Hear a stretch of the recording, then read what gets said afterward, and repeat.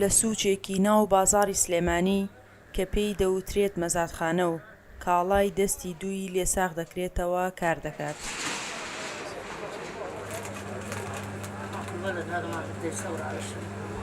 کاری وەفا فرۆشیاریە لە دوکانێکدا کە ڕووبەرەکەی هێندە بچووکە بە زەحمەت دەتوانیت بچیتە ژوورەوە.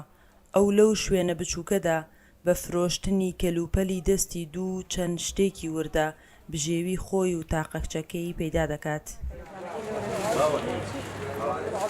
وەفا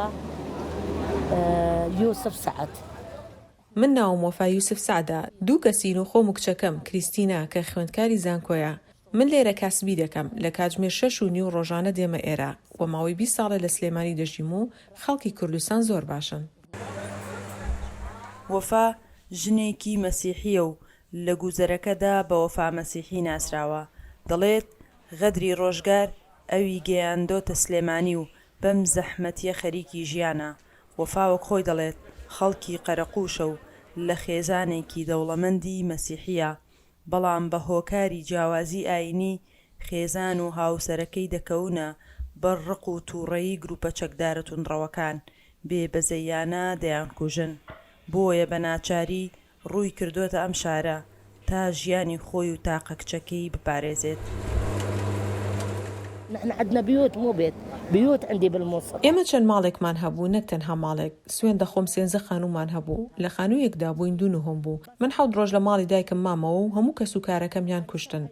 2 خوشکم هەبوو کە هاوسەرگیریان نەکردبوو. یەکێکیان دکتۆرە بوو، ئەوی تریشان ئەندازیار. دایکم و باوکم دکتۆر بوون. برایەکم فڕۆکەوان بوو، ئەوی تریش ئەندازیار. سوێند بێت دەستدرێژیان کردە سەریان و ئەنجا کوشتیانن.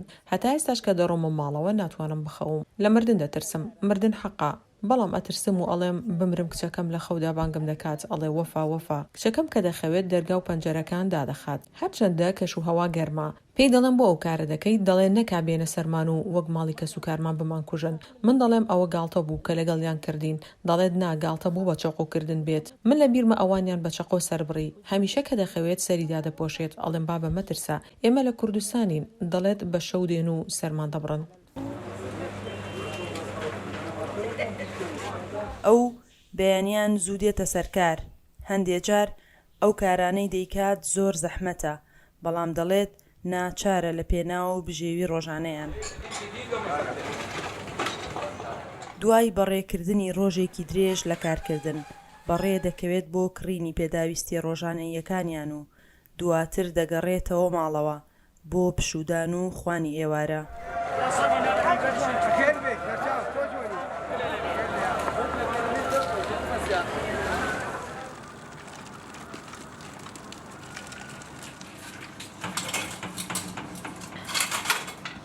لە ماڵەکەی وەفادا چەندین باڵندەی جۆراوجۆر هەیە کە بوونەتە پەناگەیەک بۆ ڕەواندنەوەی ماندوێتی و خەمەکانی وەفا. من الصبح لما أروح للسوق سەر لە بەیانیان کە دەچم بۆ سەرکار هەر لە 5 بەیانیەوە تا ئێستاکە زۆر ماندوو دەبم. لە ماڵیش کارم زۆرە، ماڵەکە پاک و خاوێن دەکەم، چەکەم تااقەتی نییە، هەتیوە نامەوێت زۆری لێ بکەم و قاپ و قاچاقی پێ بشۆم. ئەو خەریکی خوێندن و باڵندەکانیەتی کارەکانی ماڵتەواو دەکەم و پاشان نان و چاو و ماستاوێک دەخۆم.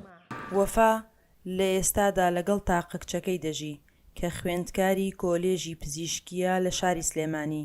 ئەو سەرەڕای ماندوێتی ڕۆژگار لە خەمی ئایندەی کچە تاقانەکەیدایە و هیوادارە هەمان چارەنووسی خۆی نەبێت.